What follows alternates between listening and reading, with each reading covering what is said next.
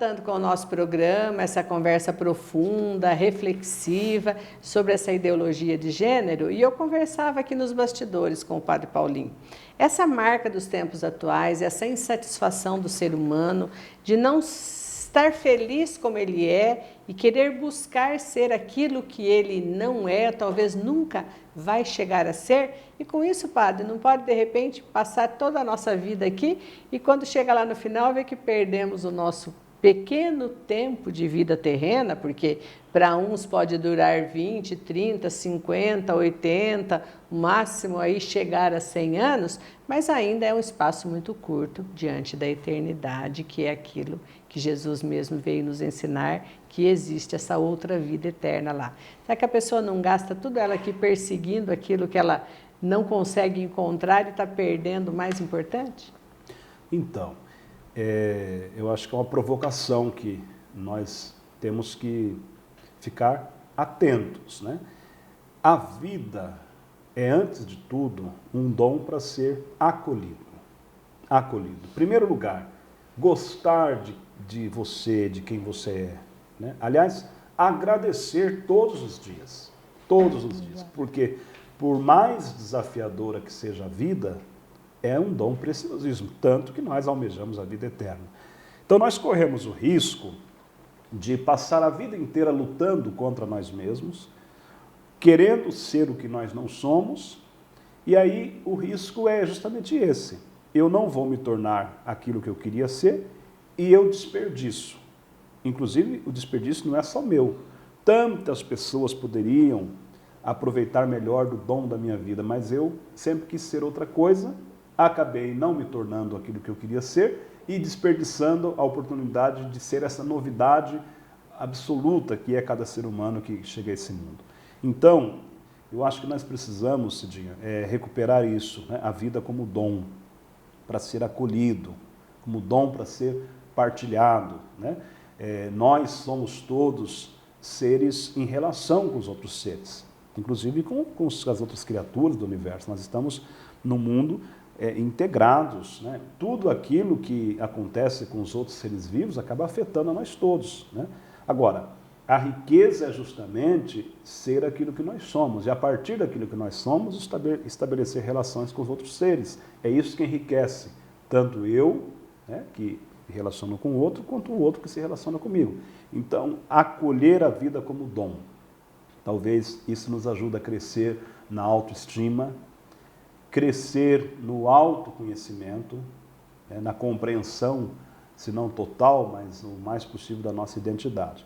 Então, o texto propõe uma via de diálogo, que escuta, analisa e propõe um percurso eficaz para uma transformação positiva, eu achei isso muito bacana na conclusão do texto, das inquietudes e das incompreensões, num recurso para o desenvolvimento de um ambiente relacional mais aberto e mais humano. Transformar positivamente os desafios atuais em oportunidades. Talvez, no enfrentamento dessa questão de gênero, na discussão que é tão espinhosa, né, que nós temos feito para procurar compreender o que leva um homem a não aceitar a sua condição masculina, o que leva uma mulher a não aceitar a sua condição natural feminina, talvez isso será oportunidade para a gente compreender melhor quem é o ser humano, né? Então, a gente tem um desafio grande de um lado, causador de muitas incompreensões, nos causa perplexidade, né? Nós ficamos, às vezes, até chocados com o que a gente vê, com o que a gente escuta. Por um outro lado, nós temos aí a oportunidade de descobrir melhor quem é o ser humano, né? E o que acontece quando há no ser humano esse tipo de comportamento, né? Você abordou com bastante ênfase, né, a questão da insatisfação, que eu acredito seja de fato um dos principais fatores, né, que a gente precisa cuidar, mas pode haver algum fator de ordem biológica? Aí a ciência biológica precisa responder, né? Porque se nós pegarmos pelo gancho da vida como dom de Deus, como também você colocou, e que Deus é perfeito em tudo que faz, Deus não iria dar ao ser humano uma vida que não fosse a dele. Deus é perfeito no que ele faz. Se ele colocou a pessoa ser um homem, porque ela é um homem e a mulher também. Ah, mas é um jeito simplista de dizer, Cidinha, e não leva em consideração os estudos antropológicos, a ciência, as cargas atuais. Mas me desculpa, padre, eu ainda continuo achando que é essa grande frustração dos tempos atuais diante desse excesso de mídia, de divulgação em cima. Por exemplo, recentemente tivemos mais a realização de uma parada gay. A cada ano aumenta aquele público, milhões de pessoas hoje abraçam essa bandeira. Há uma outra bandeira lançada, todo mundo apoia. Nosso país ficou dividido até em algumas questões durante as eleições com relação a usar isso como bandeira também, desse ou daquele candidato. E aí a gente pega, por exemplo, eu como mulher, existem bandeiras que foram levantadas no século passado da mulher procurar ter uma valorização maior e conquistar os seus direitos. Uma mulher que não podia votar, uma mulher que não podia ter um emprego fora de casa, que não podia dirigir, que quase que não existia perante a sociedade. Hoje a mulher ela ocupa os lugares na sociedade como um homem, ainda com algumas diferenças, mas ela consegue mostrar o seu potencial. Então eu quero dizer que existem bandeiras que eu penso que vale a pena, como eu disse no início do nosso programa, porque é uma visão macro de, se não uma maioria, mas de quase que metade da população sexo masculino e feminino. Agora, por toda essa carga em cima de uma minoria, não é desrespeitando quem vive esses conflitos, mas que eles sejam buscados talvez nos campos certos, sem que a mídia dê tanto a ênfase e faça crescer na massa como se isso realmente fosse um volume muito grande. Então eu penso que um documento como esse da igreja ele é oportuno, esse convite ao nosso programa para que nós conheçamos mais tudo isso, que possamos refletir sobre esse tema, às vezes até alguém vive esse problema de algum membro da sua família e nós não estamos desconsiderando esses tipos de preocupação, mas que a gente busque, à luz da palavra de Deus, à luz do que a igreja ensina, também à luz da ciência que a igreja sempre incentivou ao longo da história, que ela como ciência possa ajudar a solucionar muitos problemas humanos também, para que se consiga amenizar essa situação e talvez tenhamos respostas no futuro, né, padre?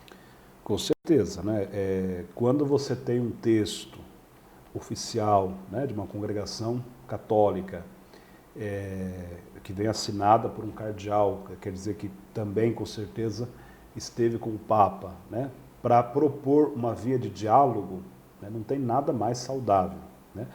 É a resposta que a igreja dá àqueles que não querem o diálogo, né? Aqueles que querem impor uma visão, por exemplo, desprezando essa condição natural que todos nós, seres humanos, herdamos, e nós nascemos e somos, antes de tudo, um homem ou uma mulher, né? Criados à imagem e semelhança de Deus. Criados à imagem e semelhança de Deus. Então, a partir daí, veja bem, qualquer outro tipo de atitude, evidentemente, que vai ser acompanhada, que vai haver discernimento, né?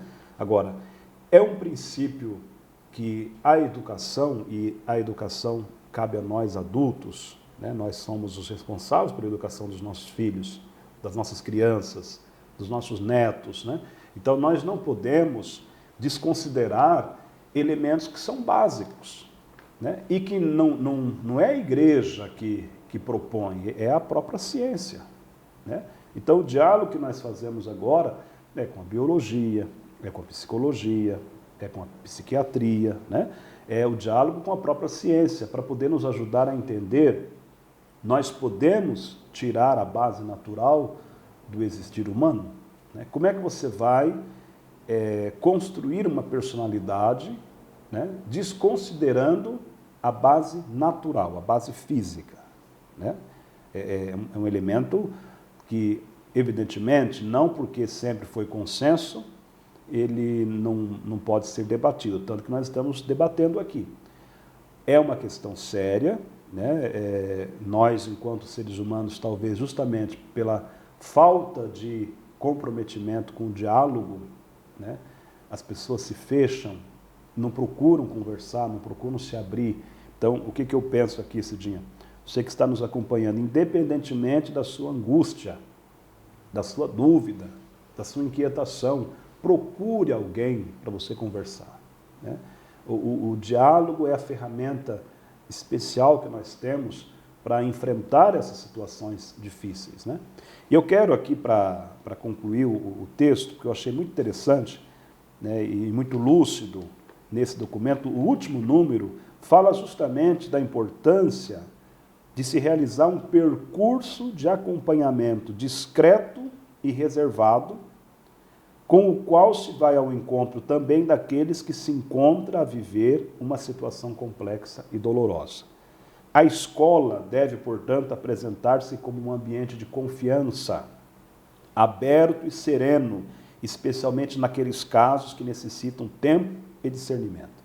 É importante criar as condições para um acolhimento paciente e compreensivo, afastado de injustas discriminações. E aí é citada uma frase muito bonita do grande São João Bosco, né? Um homem que trabalhou com a educação e de um modo alegre, de um modo bonito. Hoje é um fardo. Hoje os nossos educadores estão adoecendo. É um problema sério, né? E São João Bosco, ele propôs um método de que é prazeroso educar, né? E dizia São João Bosco que os jovens não sejam somente amados, mas também saibam que são amados. E o convite feito por esse documento da Congregação da Educação Católica, na discussão da questão de gênero, que nós todos tenhamos o estímulo suficiente para que estejamos abertos ao outro como rosto, como pessoa, irmão, irmã, que deve ser respeitado, que deve ser acolhido, reconhecido com a sua história, com a sua qualidade, com seus defeitos, suas riquezas e seus limites. Mas nós não podemos ser negligentes, né, em ajudar as pessoas a entenderem que, antes de tudo, nós recebemos de Deus, através dos nossos pais, né? Por isso que não é nem uma questão religiosa no primeiro momento, é uma questão realmente da natureza. Um corpo que é um dom, que é um presente, né? Então vamos investigar o que pode estar acontecendo no sistema psíquico, no sistema emocional, a ponto da insatisfação ser tão crescente, né, de haver esse interesse de uma interferência na própria natureza do ser humano, né? Eu acho que vale a pena essa discussão ser aprimorada, ser aprofundada, para que nós não sejamos nem aqueles omissos, né, aqueles permissivos, que não temos compromisso com nada, e nem o intolerante, que pode acabar sendo violento, né, pode acabar sendo alguém que rejeita radicalmente o outro por causa das suas complexidades, por causa das suas diferenças. Então, o diálogo é a saída, né? E a igreja nunca teve medo de dialogar. Acho que isso é uma coisa muito bonita. Muito bonita.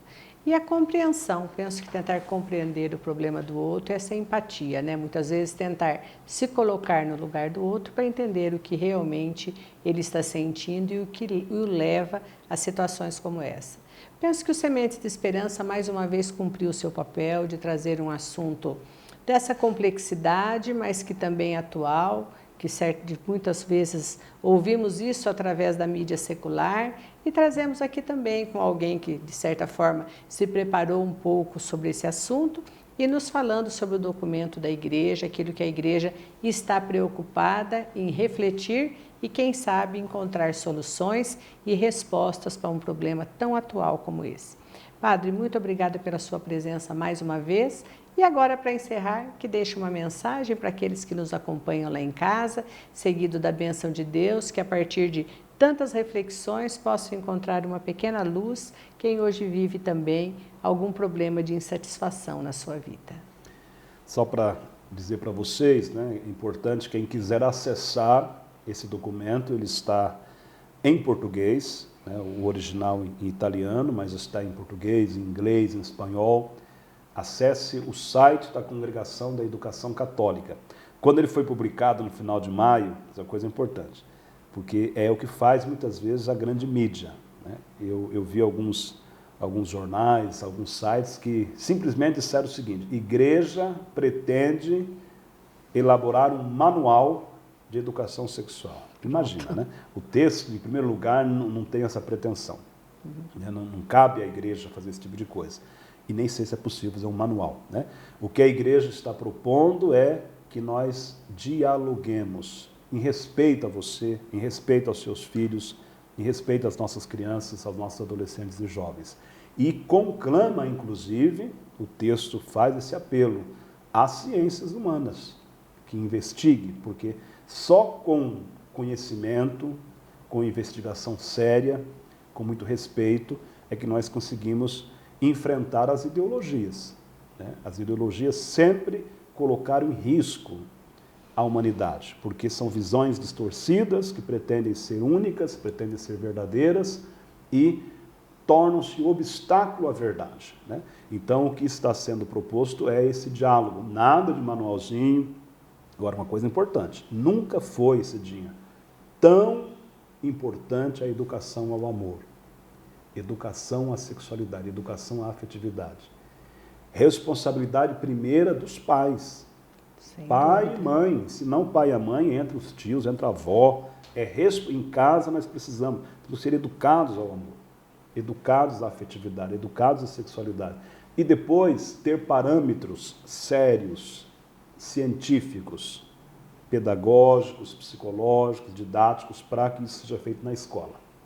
Mas não é possível fazer na escola sem ter como aliado, como aliada a família.